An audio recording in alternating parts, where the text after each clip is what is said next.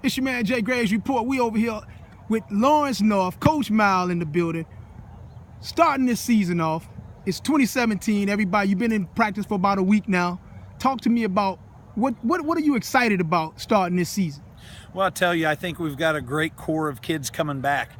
We graduated a very big physical senior class, 15 of those guys went on to play college football.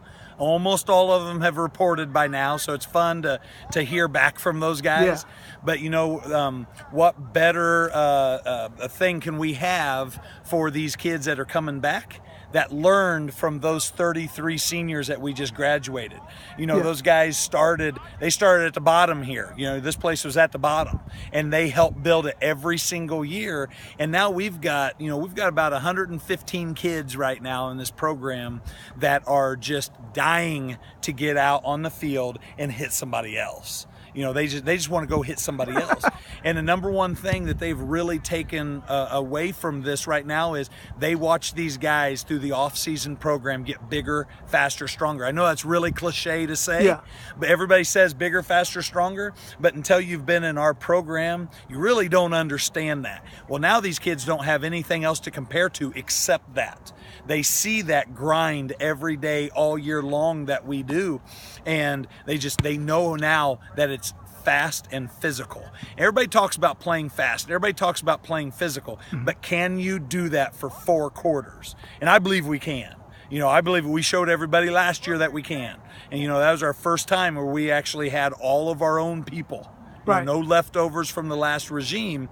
And so now these are all our dudes, and now it's all about being fast and physical. And they come here every day. They've got their bag packed, they've got their lunch pail packed, and they come to work. And I love that. I ask nothing more than come to work and be fast and be physical. During that off-season program, like you talked about, everybody getting bigger, stronger, and faster, what was the philosophy going in, and was there a culture change at all during the course of the off-season, or you're just building on what you've already been doing? Well, really just building on what we've already been doing, but at the same time, it is a culture change because you graduate a class. Right. Now you are, those next guys up, it's the next man up. A lot of people talk about that. It's the next man up. Somebody goes down, who's the next man up? Well, that next man that's got to be up, he better be ready.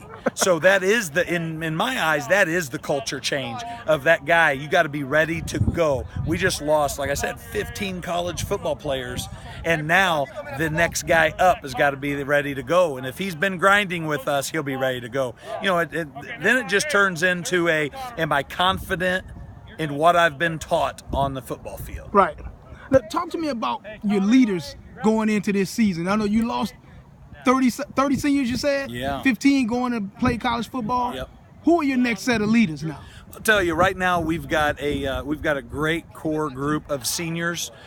Chauncey Mays, Tyler Majors, Trey Bonds, guys that have kind of sat back and had great players in front of them that are just chomping at the bit to get their time in the limelight, here in the MIC conference and under the Friday night lights.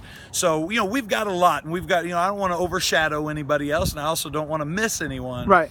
But this junior class, we have a really strong and big junior class. They're about 43 deep.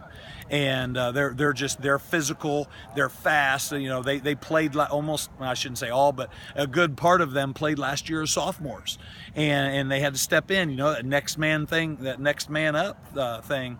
So we just got to keep building on that and keep building those leaders that we want. That's why we talk about fast and physical. That's a huge advantage having juniors with experience already. Yes, and a lot of juniors with experience, because if one can't quite do it for the day, he steps out, we bring the next one in, and it's nothing against that guy. It's just, hey, this is how we got to have it done, and you just got to do it, and you got to go be fast, be physical. We talk about speed, everybody does, but speed can correct a lot of mistakes, and then being physical. Good deal. Hey, you guys were 4-6 at the end of the season last year, but you were 3-1 at home. Yeah. What was it about playing at home that made you such a good team at home? Well, I mean, sometimes it's kind of that little home field advantage stuff. I think we have a better following of our core group of fans when we're at home than when we are on the road, just about like any other school. And you step up because you're in your digs. I mean, this is your house. You just keep driving for your fans. And when that place over there to my right gets packed, I mean, you play harder, you play faster. And so it's super important of being at home. I think it is anywhere across the board. Well, you got some new digs and they look good over here. Yeah, they do look pretty nice, don't they? I got to give a shout out to our superintendent. Can't come in here.